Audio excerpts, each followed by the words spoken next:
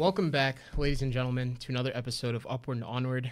I'm your host, Ali Jobe, and today our episode is sponsored by Rhode Island Startup Week and Hub. And these contestants will be a part of the event called Calamari Tank, where they'll be competing similar to Shark Tank.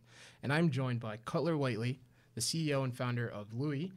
I am joined by Zack, the co-founder of Just Breathe, and his other co-founder, Greg Calderiso.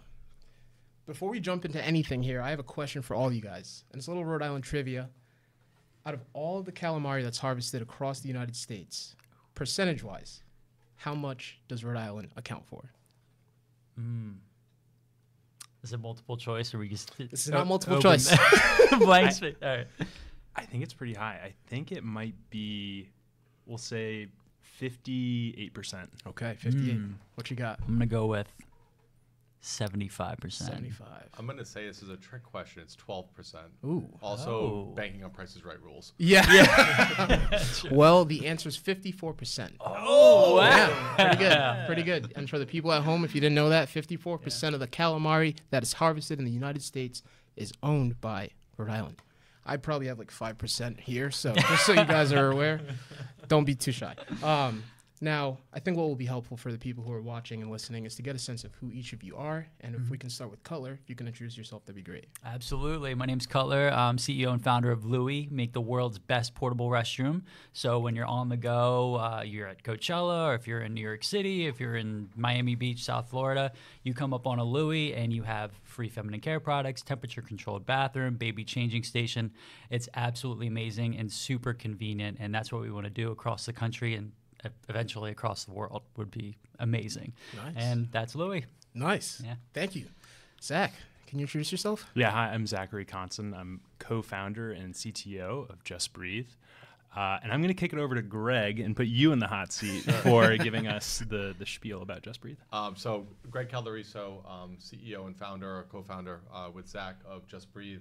And we'll get more into it. It was born out of just some personal mental health struggles, and it ultimately wound up, and we discovered this saying together, we want to make breath work as easy as breathing, and we're developing a device that's going to help coach you and guide you in breath work through airflow, which is what breathing is. So we think we're making breath work as easy as breathing. Love that. Love that. Each of you guys are doing really important work, and I appreciate you guys taking the time to sit down with us today. And let's dive a little bit deeper. Cutler, you went to Drexel University, and you studied business administration and also some other things there, right? What else did you study? So I was at Drexel. I actually did molecular bio, and so it was CMGB. It's cell molecular biology and biochemistry and genetics, which was a concentration in bio. Worked in Drexel University College of Medicine for cancer research, breast cancer specifically. Jefferson University Hospital for it was like alternative medicine, but also we did a lot of mindfulness studies under functional MRI. And then after graduating from there, I worked in Penn Medicine in the Division of Plastic Surgery for about 2 years, and published a lot of research, did incredible work with autologous breast reconstruction and hernia repairs as well. Yeah, absolutely incrable. Love Absolutely. it. Yeah. I just said that you went to Drexel and studied business administration. You did not do that. That's okay. So I looked back at my notes. I was like, oh. All right, so that wasn't you, but thank you so much for sharing about. Of course, yeah, and then master's in biotech from Brown, for sure, yeah. Really cool, really cool. That's awesome. I'll kick it over to Zach. College, what'd you study? Yeah, I studied mechanical engineering in undergrad, and I just did my undergrad, but I'm proud of it. Nice. And yeah, when I was studying there, I also did a minor in philosophy, which it's kind of funny. I feel like a lot of the things that we discussed in philosophy class are kind of resurfacing again in the conversations we're having about AI, which is a whole nother can of worms that we won't get into. But yeah, super interesting stuff. Yeah, awesome. Definitely. Awesome. Thanks for sharing. Greg, what'd you study in college? So my undergrad is far more or less interesting, or it's actually more of a funny story of a happy accident of how I got into software development. But I got my bachelor's at Johnson & Wales. I actually started at CCRI and thought I was going to just follow the father's footsteps into a dental practice. Realized I was very squeamish when I had to dissect a cat, and I chose general just management. So, just wanted to continue to my 4-year degree. Didn't really know what I wanted to do yet. I had always loved computers and software development, and then I learned that that can be a career. So I found my way into software development, but then really connected and with agile software development and leadership through software development. So I went back and I got a master's at Bryant, then a master's in science technology leadership at Brown, which has really just completely opened my world up, opened my network up into understanding better how to lead technology efforts in teams. Definitely. Super, super cool. Thank you all for sharing about your background. So I want to dive into each of the endeavors that you guys are working on. I'll start with you, Cutler. And you spoke about Looie and what you guys are aiming to solve, but was there a catalyst? Was there a problem that you saw out there that was like, oh my gosh, I have to find a better solution for people who go to these events and use these restrooms? Was there something like that? For sure. Actually, so I'm getting married next month. Congrats. Thank you. Yeah. Yeah, super excited. October 15th. But during the summer, I had gone up to Manhattan, and I obviously couldn't be a part of the wedding dress shopping aspect of our wedding planning. So my dad came up from rural Pennsylvania, and he had like never been to New York City. So I was like, all right, come on up. I'll show you like One World Trade Center. I'll show you Flatiron. I'll show you this and that. We'll go all around. And I took him to Times Square. He's like an early bird. We get up at like 6:30 in the morning. Actually, best time to go to Times Square, by the way. There's like nobody there. And the first thing he says, he's like, I gotta pee. And I'm like, oh yeah, we're in New York City. There's plenty of bathrooms. Ooh. Not really. So the entire day, we're looking for bathrooms. I'm telling you, at least 45 minutes to an hour and a half of just locating them. Eventually in Times Square, we actually landed on Krispy Kreme, but we had to go in, pay for like a donut, then we had to get the keypad, and then we had to type it in. And I was like, so I did a little bit of research, found out there was like only like 1,000 public restrooms in all of New York City. There's even a Gotta Go NYC. There's a woman on Instagram who basically makes reels of where the bathrooms are located for people who live in Manhattan and how to get access to them. Puts like the keypad on there and everything. So we realized it was more than just New York City. It's all over the world in every major city, and that's what we want to do. Like just be able to lift these things, put them in place, you know, have a lease, have them at events, and just be like, hey, this is the glorified one, so you don't have to go into the cooking hot porta potty or the scary public restroom that's unkept. So Nice. Definitely. Yeah, that's super cool. Thank you. And the thing with porta potties, I feel, is just that we all settle. Like, say, an event that we go to. It's just, it is what it is.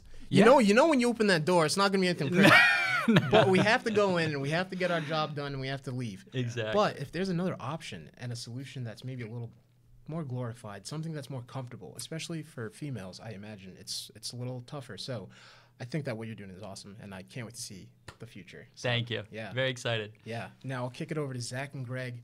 Just Breathe. You guys are trying to help people with anxiety through breath work, things of that nature. What really got you guys started and motivated to begin this? Yeah, I'll start with my personal story, and then I'd love to hear Zach's how he has felt, coming into this. So for me, life, I think for like a lot of people, changed when the pandemic hit. So everything stopped. That like play hard, work hard lifestyle came to a grinding halt. You're home, you're sitting with yourself, and like the demons are there of like, all right, I've been drinking too much, I've been going out to eat too much, I'm not taking care of myself. My mental health is kind of a mess. I have a 9-month-old daughter at this time. And it all manifested for myself in sleep. And unfortunately, I hit the gas pedal a little bit even harder and got into more of like an alcohol abuse cycle, thinking like, all right, I'll just numb all this. And instead of sleeping, I was really passing out, let's face it. But I started to get interested in my own biometric data. Right now, you can't see it, but I'm wearing like 4 different devices that are measuring me at all times. There's a Whoop here, an Oura Ring here, Apple Watch, and I don't have my BioStrap on. I put that one on at night. But I got really interested in my own data, and it became my accountability buddy. So as I dug deeper into that, started to understand what some of those, the different behaviors that impact that are, I learned about this thing called heart rate variability, which we could go down that rabbit hole later. Ultimately, I found out my sleep was a disaster, and I hired a sleep coach. Someone who looked at my data, coached me through, taught me about different behaviors, and I discovered breath work through that. And so it was something I was home, quarantined, I could stop and I could breathe and I could do my breath work. I could go through my protocols. All of a sudden I'm introduced into real life again, back to the office, and I'm not doing the breath work that I used to do. And I wanted something that integrated better into my day. and I couldn't find it. And I wanted something that I could put in my mouth, would coach me through airflow. I didn't want to have to stop. And I just decided, okay, I Googled, I looked through the different patents, didn't see anything out there. And similar to you, I'm like, there's a job to be done here. And I just started building it. Love that. Absolutely love that. That's really, really cool. Now, Zach.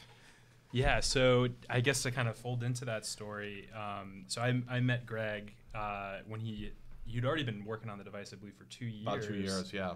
So you'd secured a patent. You were going through the NEMIC Accelerator program, and that's how I got introduced to Greg. So I'm a consulting engineer, design engineer, and for some time I wanted to get involved with NEMIC because there's a lot of interesting startups going through their course there.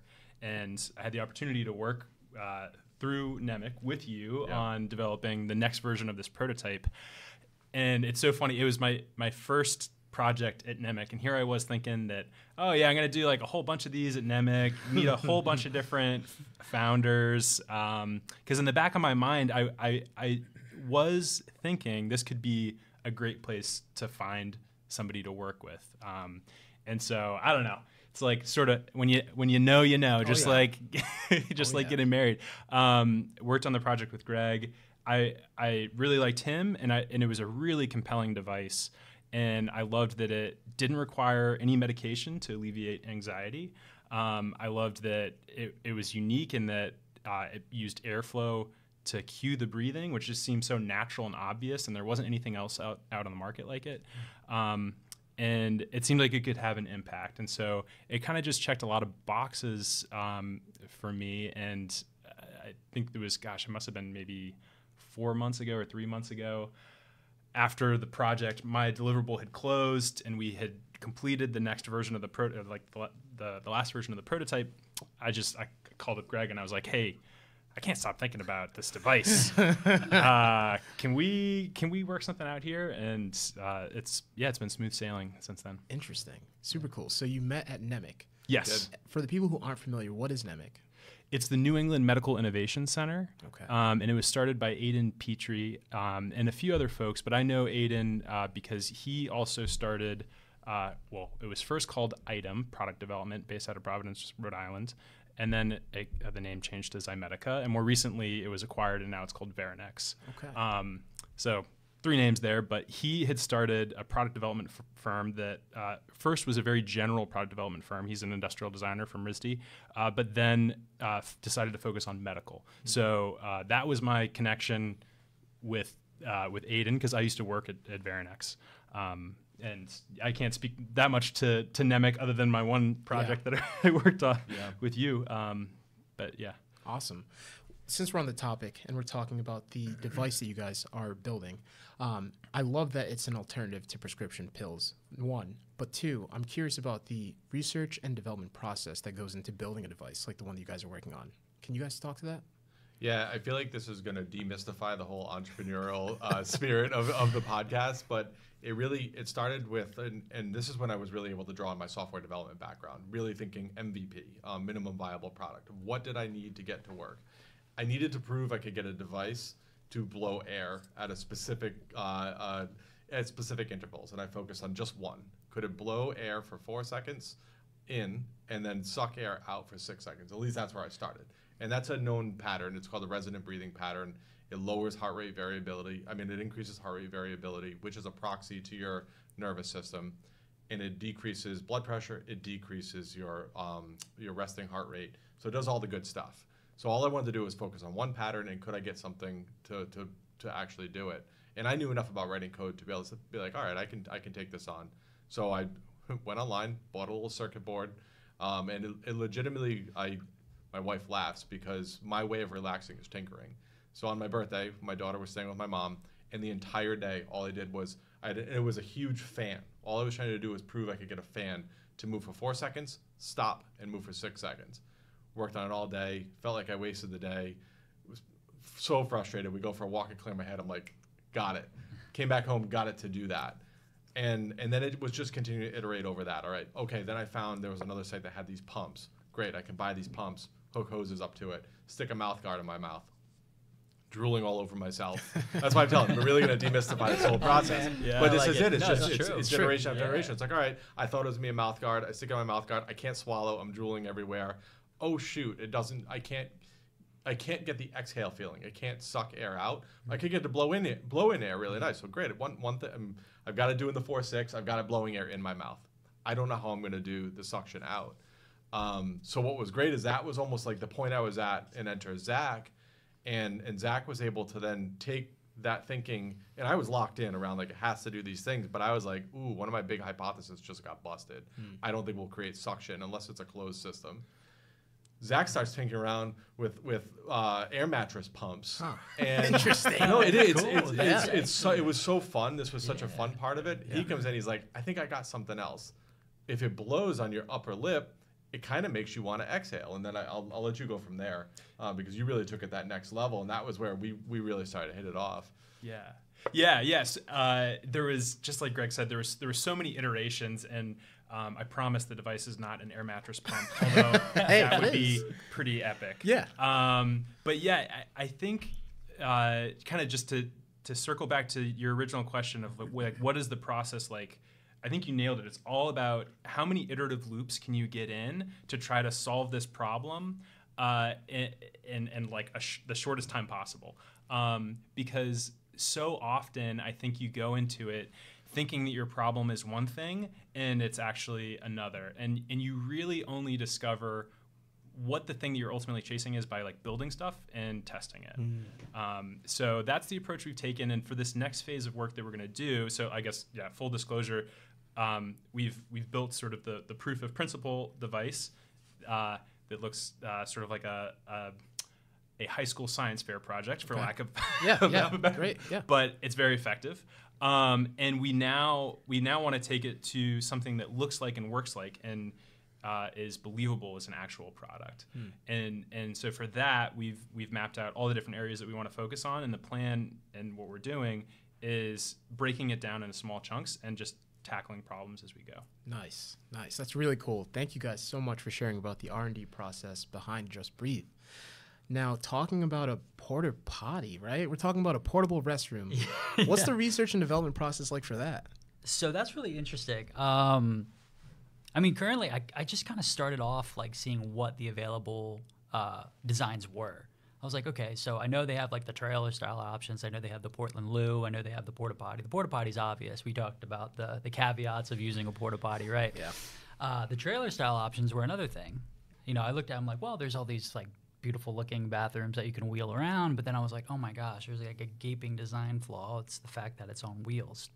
First, like, that doesn't look aesthetically pleasing for a place like Newport, Rhode Island for 8 months out of the year, when the person who's acquired that land 30 years ago changed it from like a Navy yard that was barely making it to a place where people park their $30 million yachts, you know? And on top of that, you know, it's also not ADA approved, right? So you make this very confined doorway. There's stairs to get up to it. It's just not the best. If there's a person who has a disability or even a parent that has a stroller and they want to have like access to a baby changing station, and it usually allows like multiple people inside. So I was like, okay, if I want to make something that structurally is beautiful, like that's one of the big things. In fact, multiple people in Newport were telling me we just don't want them because a porta potty just doesn't look good. Yeah. So I was like, first of all, the outer design needs to be beautiful. Second of all, it needs to be flush to whatever surface it's going, like people are going to be walking onto. Thirdly, we need to have like remote door locks where if we have these in California or like Miami or something, we'll be able to close them all down with the click of a button or open them up if need be. Temperature control was a big one, which is already tackled by a lot of people, or a lot of brands. But we also thought of like who is really using this? And I did a ton of research in the very beginning with just surveys. I was like, okay, I know that I want it and I would use it. But then I like started interviewing and I went to men and women. I tried to get as broad of a demographic as I possibly could. And what it came back to was it was young parents who wanted this because they wanted access to that baby changing station. They had like toddlers that needed to go to the bathroom like every other hour, and women who were like, we're just looking for a safe place to go that's private and clean. Guys were pretty indifferent, to be honest with you, which was understandable. Yeah, you know, and that made total sense. But that also led me to start marketing it in a certain way, because initially I was making the colors like black and white, and it was just like not the best like friendly feeling. And then my fiance came in, and she's like, no. She did fashion design, and now she's studying law at Boston College. Brilliant person. She just looked at it and she's like, no. You got to do this. You need to have a countertop to set your purse. You need to have, waste for feminine care products. If you could get free feminine care products in there, that would be amazing. And I was like, wow, this is like I'm getting a gold mine of knowledge about these experiences that I knew nothing about.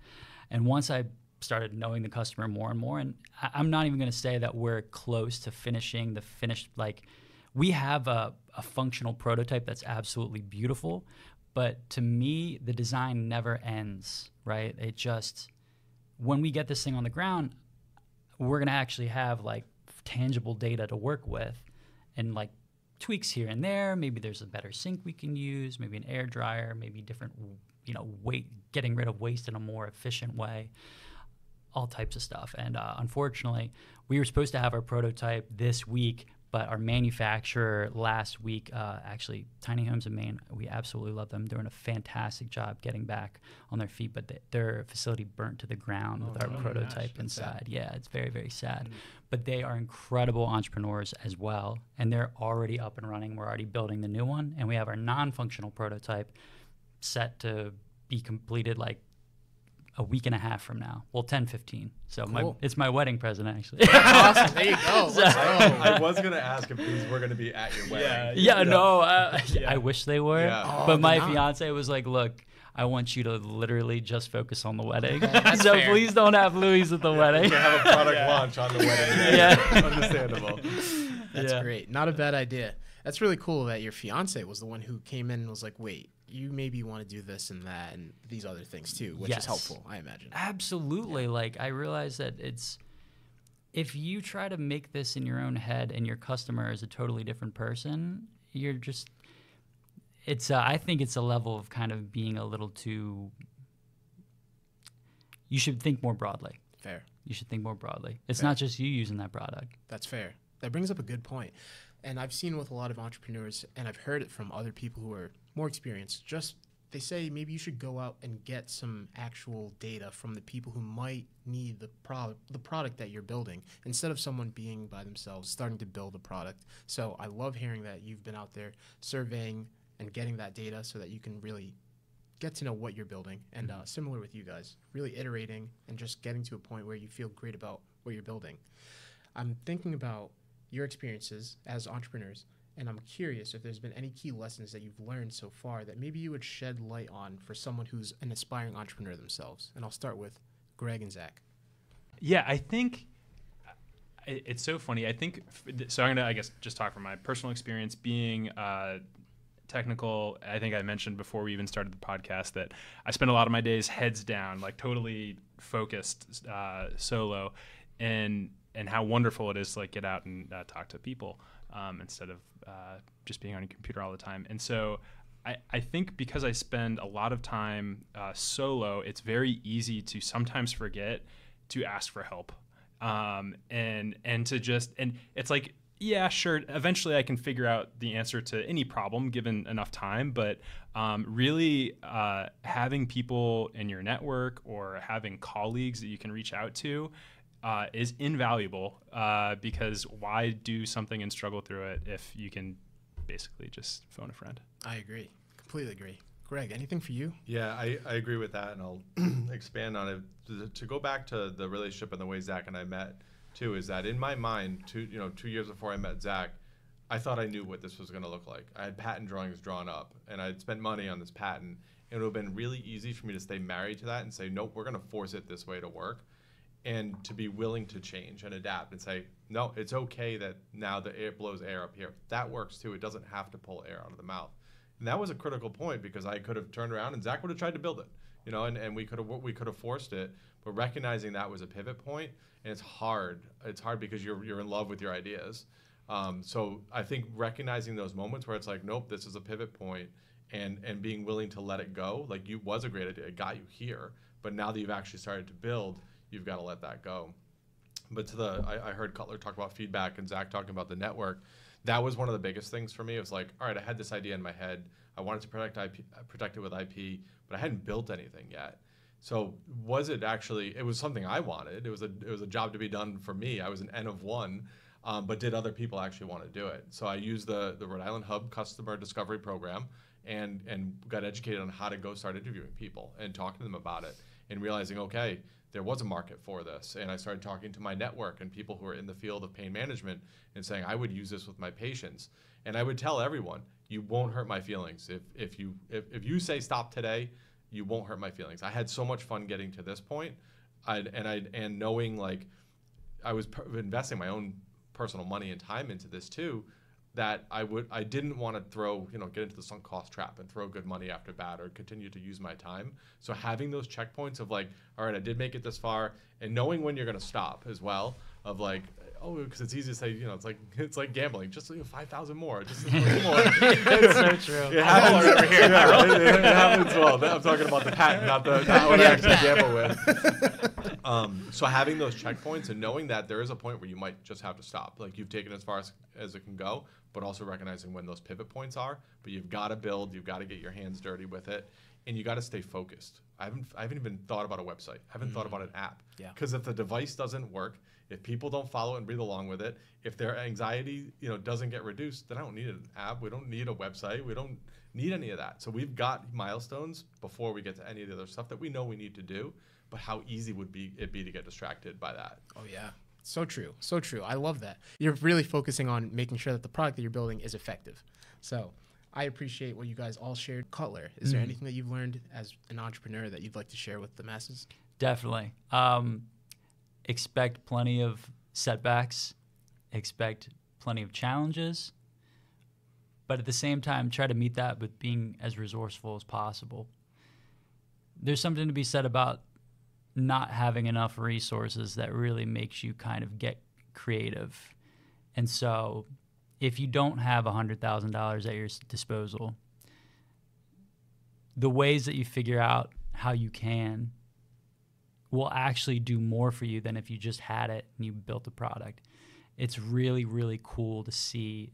I'd say, like, I think there's something to be said, and I've heard it before, like when somebody says, oh, like the first $1 million that you make is like the hardest part. And that's so true. And I learned that with snowboarding too, with like, even with like, doing a 360. It's the foundation for which everything else is built.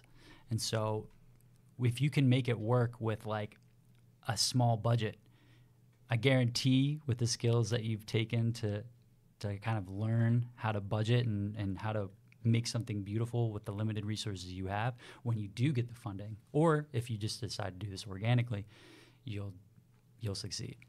Yeah. Thank you. Super, super insightful. So now to my next question. I'm curious for Looie, what are some of the long-term goals that you have, and how do you plan to expand your impact in the future?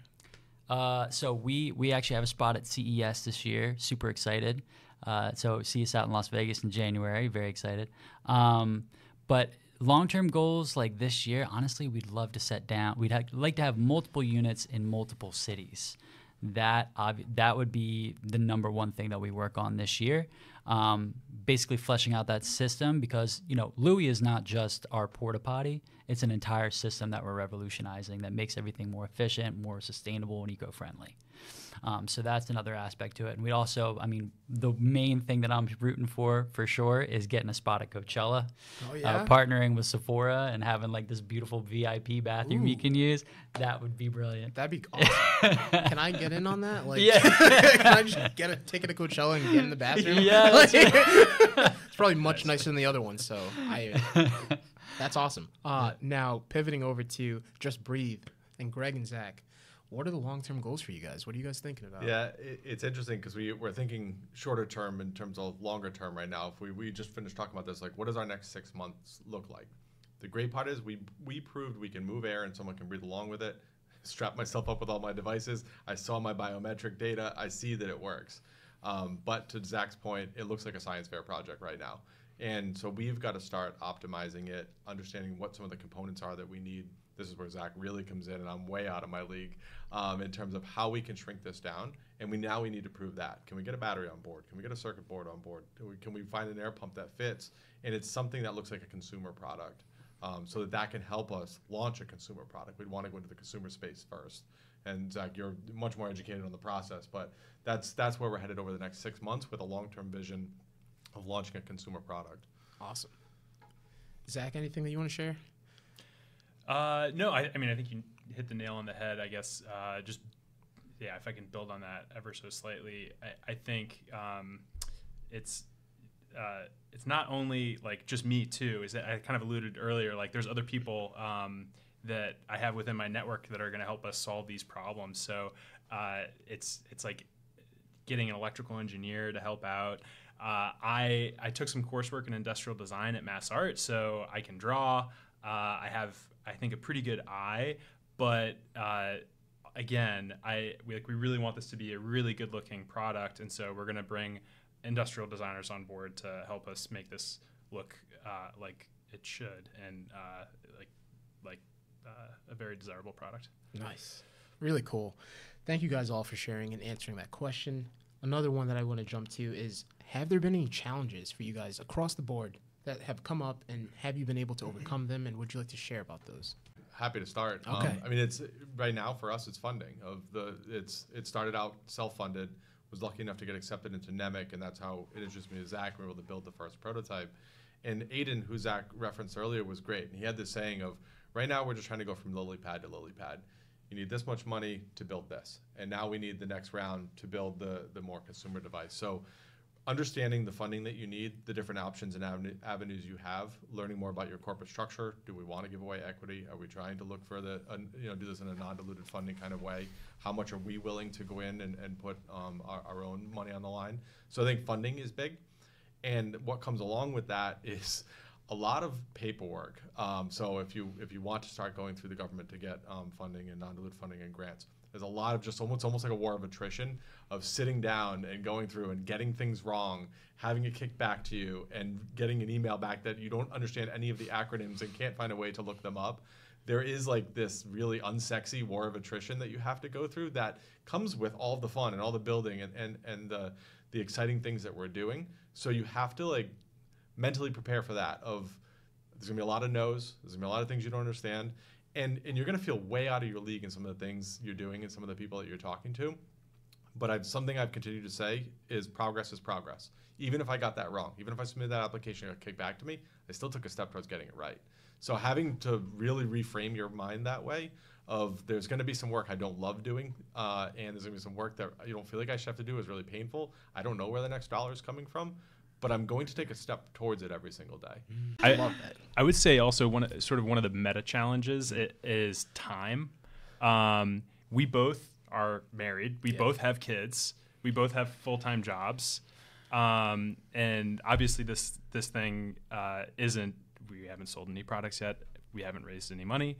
And so it's being most efficient with the time that we do have to get to that next milestone. And obviously this doesn't just apply to us. It applies to everybody that's trying to build something or do something new. But it's challenging. Totally fair to say. Yeah. Cutler. In the beginning, you kind of got to you got to wear multiple hats. I feel like, yeah, I don't know if that's just a me thing, but it's just like build the website, get our film crew together for Rhode Island Startup Week, customize a tablecloth for our table, find a TV that can display, have a render builder, have a video render made, which is actually two separate groups. Interesting. Right. And then builders and what the materials list that they're using. But then so you're doing a little bit of design and engineering and help in building. And then on the other side, you're answering one call about what materials you should use. And then on the other call, you're, somebody's reading your website and you're like, oh, they're proofreading it. They spelled a few things wrong here. And I'm going on the website and, Yeah. And so it's just kind of, and then on top of all that, you're the one pitching and fundraising and doing the corporate structure. And then you're talking to your patent attorney at the same time. So it's like, it can really make, again, it's a challenge, but at the tail end of it, it's like, wow, you're this you're a superhuman basically for starting a company because you've kind of seen every aspect of it. I believe it. Yeah. I believe it's super cool. Thank you. Thank you so much for sharing that. My last question for this segment is, what excites you guys about the future? Really, you guys are dedicated to your craft. You find the time. Zach, you said that there's not much, and I agree, but you find the time to hone in on making sure that what you're focused on doing becomes successful, and I respect that. But what I'm curious about is, when you look to the future, what excites you? And I'll start with Just Breathe. I'm going to probably answer this question in a different way because the first thing that came to mind was my daughter. I'm going to make it emotional, but the example I'm setting for her that you can have an idea in your head and you can build it. If Just Breathe ended tomorrow, and I don't want it to, and there's a lot of people that can help, if nothing else, she sees me working on my invention, and she builds stuff with Scotch tape and paper clips. So what I'm modeling right now is just priceless. And that was a piece. Plus, what is brought out of me intrinsically, how much more creative I feel, how much just more purpose I feel and excited about doing this, meeting someone like Zach, having someone I'm excited to work with. That piece of it was the reward I didn't expect. And as soon as you started saying it, that was what resonated with me the most. I absolutely love that. Thank you. Thank you. Zach? It's a fantastic answer and a very hard one to follow. But I will try. And I think for me, it's like, for most people that go to school, graduate, join a company, you start working for enough time that you can kind of piece together what your future might look like at a company that's either the one you're working at or one that's very similar, and you see the path. I think what's so exciting about the future when you're doing a startup is that the path is fuzzier. There's a path, but it's fuzzy, and it's an adventure. And I think that's what's so riveting about it, because when I was working full time at a company, now I do freelance work as well as work on Just Breathe. But when I was working full time at a company, I knew that I didn't like what was laid before me. And so now to have a different opportunity and to have some say, or I guess say, in what it is, it's just really exciting, and it's a good future. I believe it. And probably refreshing too. Cutler and Louie, what excites you about the future? What excites me about the future? So I realized in the very beginning, I was like, oh yeah, we're making a bathroom, and I would pitch it as a bathroom. But if you look at a thing like, if you look at a company like Starbucks, they're selling coffee, but it's actually an experience because, like, truthfully, you can just make coffee at home for much, much cheaper. You get chock full of nuts, you just put it in a filter, and you're good to go. But you'd pay $5 to go to Starbucks, which looks beautiful inside, and get the nice little cup. It's got the good branding on it. It fits your outfit. You're like, man, this is a great cup of coffee, even though it probably tastes the same. And I realized that's what we're doing for Louie. We're creating experience. Yes, it's a bathroom, but truthfully, imagine you go city to city and you're not in that debacle where you're trying to find a bathroom. You see that double roll of toilet paper L, the blue L that we made, and you know right away without being kind of turned away by the bathroom sign that we know and love as the public restroom with all the problems with it. And you just kind of know that it's like a private, safe, clean space to use the restroom, whether you're at a concert or city. So that's honestly what I want for the future. If it's anything, it's that somebody says, oh my gosh, Louie, I love Louie. Not like, oh yeah, Louie's are nice. I want them to be like, I won't go anywhere but a Louie. And that's my dream, honestly. Well, then, I can't wait to enjoy a Louie one day. I hope I get an extended stay. I will be planting myself on the seat and not getting up for some time. That's a joke, but I seriously can't wait to see them. That's awesome. Thank you so much. Of course. Wow. So, really quickly, let's talk about anything besides work, if you guys are cool with that. Yeah. Sweet. What do you guys do outside of work? Like travel, play video games, watch sports, hang out with the family, go for hikes, anything? I'll start with Greg. As you've heard, 4-year-old daughter, so that takes up a lot of the time, which has been amazing. So getting to just see her learn and grow, going on different adventures with her. So as a family, we're spending a lot of time together out in the world, and yeah, that's the season of life that I'm in right now, and I'm lucky to have Just Breathe as as something that I can really brings a lot of enjoyment for me, and has almost, started kind of out as a hobby, for lack of a better term, just trying to see if I could build something, but now it's become this thing that really lights me up. So those are the things I'm doing right now. Hell yeah. How about you, Zach? So I love snowboarding, and I understand you. I think you're a much better snowboarder than I am, given your background. But I love snowboarding. That's what we do in the wintertime, and I'm really excited for my son to get. We're going to get him on skis first. We're not going to go for the snowboard quite yet. Also, video games. You made me think. I used to play Zelda, Legend of Zelda, when I was a kid, and I still have my Nintendo 64. And I busted it out recently, but it was busted. And so my son and I, we went to Best Buy. We spent about a half hour running around Best Buy doing laps, and then we got a Nintendo Switch, and we've been playing the new Zelda game, and that's been a lot of fun. Nice. Awesome. That's great. Yeah. How about you, Cutler? Oh, so I want to say it's snowboarding, and it is, but to be honest with you, I've just broken my body way too hard up until this point, and so I'm like a cat on his 9th life right now, and I just got to be careful. So I've been doing more laid back things. So I've been playing a lot of video games. Nice. But my wind down game is Red Dead Redemption 2. Ooh, great game. But I've played that as far as you can play it. There is nothing left for me to discover in that game, so I've now moved on to Cyberpunk, and that's a whole new... It's a different genre for sure, but it's a great game. So nice. Yeah. And then just like, I always like just walking in the woods. Yeah. Oh, man. There you go. Big time. Clear your head. Oh, Get away from I like screens. Yeah, and also like Johnny Cash. I just came across this. Sorry, this is random, but I came across this reel about Johnny Cash talking about songwriting. I don't know if you've ever seen it. I haven't. They were like, oh, like Johnny, how do you like come up with songs? And he's like, oh, if I tell myself that next Tuesday I got to write 2 songs, I'll sit at my desk all day and I can't come up with a single lyric, like a single line, right? He's like, but if I tell myself I'm going to go for a nice long walk in the woods next Tuesday, he's like, I could have 4 songs by the end of the night. And I was like, that's pretty cool. That is pretty cool. Yeah, the creative, you don't put pressure on creativity, you know? So is that what you do when you go out there in the woods? You're writing songs? Yeah, I got a whole album, by Cutler the way. Cash over here. Louie's my first album, so catch that on Spotify. That is awesome. Thank you guys so much for sharing about your background, your work experience, and what you like to do in your free time. I'm going to go to the closing now and just ask I'm going to ask 2 closing questions. The first is, throughout your life and your journey, has there been a resource or a mantra or a role model, someone who's inspired you just to keep going? And I'll start with Zach.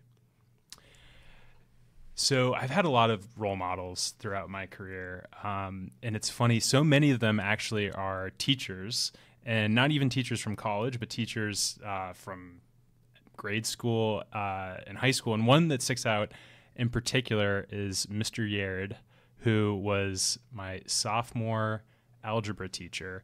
And I remember, this is so nerdy, I remember one day at the end of class, one of my buddies came up to me and he said, hey, did you know that E, so the natural log E, raised to the pi I, or negative pi I, equals 1? And I was like, that makes no sense to me. And so I talked to Mr. Yaird about it, and he proceeded to give me a 5-page proof the next day of how E raised to the E raised to the pi I is equal to negative 1. And I was like, this is insane. And he said to me, oh, this was quite enjoyable. And so I've thought about that so many times, and I think the thing is that I admire about it is I showed curiosity and he delivered and sort of satisfied my curiosity. I remember reading the whole thing, and then also just recognizing in him that here's somebody who takes like sort of great pleasure and gratification out of their craft and what they do. And I thought that was so cool, and it's something that I try to emulate. Anything that I do, and nowadays it's engineering and design work, I really try to understand fully, and I do it because I enjoy it. Nice. Yeah. Nice. How about you, Greg? I just woke up from the story about negative pi. What was the question? Oh, that's funny. I think it's when I think about it, I think about my mom. So my parents divorced when I was younger, and my mom and I lived on our own for a little while. But I watched her be resilient through life. I told my story at the beginning about trying to follow in the family footsteps in the dental practice. So my stepfather and her ran a dental practice. So I watched them run their own business. They had 2 kids together, so I had a brother and sister. I watched them raise the 3 of us. Then they just went back and got their masters because they wanted to keep learning. We'd go on these trips as a family that seemed now like I wouldn't be able to do this with a 4-year-old. Like, how did you do this with 3 kids? So they really just showed me the art of the possible. They showed me about hard work. They encouraged my curiosity. I never felt like I couldn't do something but I had to apply myself through hard work. And similar to what you're saying, there's a Larry Bird quote. My mom loved Larry Bird, which is you play how you practice. So I wanted to make the basketball team. I went down in the basement. I turned the lights off. I dribbled 2 basketballs. And that was the way I was raised, was you work hard, you practice, and what you put into that practice is how you play. So it gave me she almost gave me this invincibility of I just have to work hard. But I met a lot of disappointments, and you met failure, but I felt the resilience to get back up and work harder the next time and work towards the next thing and to grow from that. So I'd say that's the person who really comes to mind, of just watching her life and then watching their life and then our life together as a family, and now the life I want to build as a family and what I want to role model, which was an interesting tie back to the last question. And then from a quote or a mantra, it's the you be the change in the world you want to see. The Gandhi quote. It's be the change you want to see. And I've talked about that a few times, of how I show up. I can say all the things in the world, but how I show up and how I walk through the world, how I treat all of you when I meet you, that's what matters. And so I always want to be that. I want to be the change I want to see, and be really proud of that. Thank you. Cutler, any resource, mantra, role model, something that inspires you? I would say, honestly, definitely my parents. So my dad, when I was born, he was getting his automotive repair center off the ground. He bought a house. Well, my mom and my dad bought a house that was on an old dairy farm. It was like 50 acres, and they got through a farmer who was super. They just loved my parents and basically cut them a deal.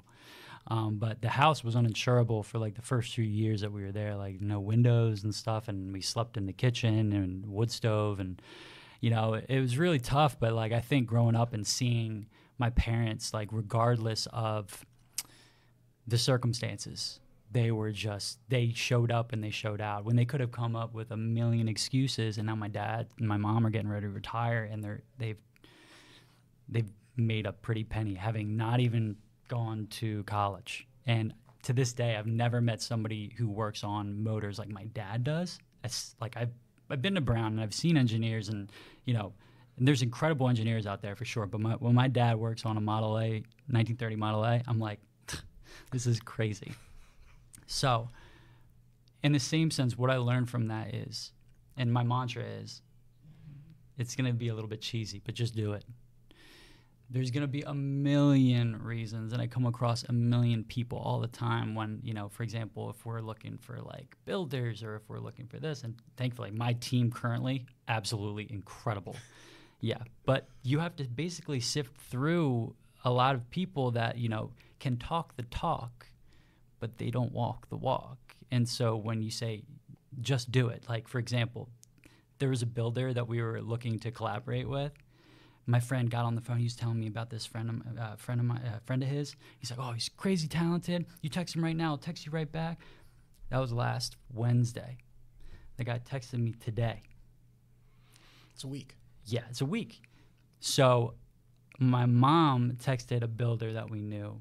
He called me 2 minutes later when I was in the shower. I was like, he didn't even say he's hungry. He didn't say, oh, I'm a hard worker. He called me 2 minutes later on a Saturday. Yeah. And I was like, that's the person I want to work with. Right. Because that's me too. Yeah. And you don't want to be the, what do they call that? In a reaction. What's the slowest point? Time. Oh, the slowest point? Yeah. Just you don't want to be the weakest link. Yeah, you don't. Yes, I like that. Job. Yeah, but you know what I mean. Yeah, you're just like, so just do it. There's a million excuses you can come up with, but it all comes down to, what do you do? That's fair. That's totally fair. Thank you for sharing that, all three of you. My last question before we get out of here, and for the people who are watching, thank you so much for staying tuned in. I hope that you guys tune in to the Calamari Tank on October 4th, where these guys will be in the hot seat and the judges will be grilling them. I'll be in the crowd just enjoying it, but I hope that these guys have fun as they're on the hot seat. RI Startup Week is going to be great, and I'm really thankful that I got to sit down with you guys and be joined by you for a podcast episode. But the last question that I have for each of you is, say there's someone who's listening to this podcast episode and they're thinking to themselves, wow, Cutler, Zack, and Greg, really cool guys, really inspiring, and maybe I want to start something like Looie, or maybe I want to start something like Just Breathe. What advice would you give to them? And we'll start with Zack. Oh, sorry, we'll start with Greg. I'm going to steal Cutler's advice of just do it. I mean, everything follows action. We actually talked about it before the podcast. Mood follows action. If there's something that's in your mind, it doesn't exist until you start to build it and start to do it, start to draw it, start to write about it, start to talk to people about it, start crafting your story around it. You have to start doing it. I can't even imagine how many ideas and innovations died because they died in the shower in someone's mind. And it was Laird Hamilton, the surfer. I was listening to a podcast, and he was talking about one of his biggest regrets and the advice he gives to all entrepreneurs, especially if it's IP related. He goes, patent all your ideas. And that was what made me take the action, was listening to that podcast and saying, I have an idea. Let me go see if I can get a patent. And yeah, it was terrifying. It was scary, but I just did it. I just took the next step. I had to write it up. I've never written one up before, but you learn. I know how to do it next time. I know how to do it the next time. Oh, yeah. And so, yeah, I'm going to steal your quote there, but it is. You've got to take action. That's great. That's great. Zack, anything for you? Yeah, I would say, I think that's fantastic. I would say find something that you love to do and really lean into it and go with where your skill set and your passion leads, because that's going to give you boundless energy to get the thing done beyond any amount of energy you could kind of fake to get the thing done. So yeah, follow your interests and build something that brings you joy, because there's a good chance it'll bring others joy as well. Definitely. Yeah, awesome. Cutler, any advice to aspiring entrepreneurs? If you find something that you're really passionate about and you feel like you're getting hit with like these random challenges, just stick with it. I see so many people have these cool ideas and then they hit the first little bit of adversity and then they stop. And I'm like, right? I'm like, that growth is what you need, because that little problem that you just landed on, there's going to be a much bigger problem. Somebody's going to sue you maybe 10 years from now. It's true. It's like there could be a class action lawsuit or something, and you can't just close up shop. You got to be able to roll with the punches. There might be a patent war. There might be something crazy, and if you just fold on the first adversity, you just got to. There's always a way through. There always is, and like if you have to pivot too, that's even a way to technically get around it too. And so that's exactly what I would say. Yeah. Nice. Yeah. Thank you. Now, before we hop out of here, is there anything that you guys want to share while we're all together and while we have some people tuned in? Anything about Just Breathe? Anything about Looie? My middle name is Calamari, Zack Calamari Konsin. So Wait, is it really? look out. Hey, you know what? If it was, I think you guys just won the whole Calamari Tank, to be honest. Honestly, I'm sorry. Forfeit my run. Yeah, His like- middle name's Calamari. How am I supposed to beat that? You can't beat that. You can't beat that. Well, folks, if you didn't know, Zack's middle name is Calamari, and I think that's going to close us out here. I hope you guys enjoyed the episode. This was a blast, and I hope that I can sit down with these guys again in the future. Definitely check out Calamari Tank. Definitely check out these guys and stay tuned on their progress that they're making and the journey ahead of them. It's going to be really bright. And I'll see you on the next one. See ya.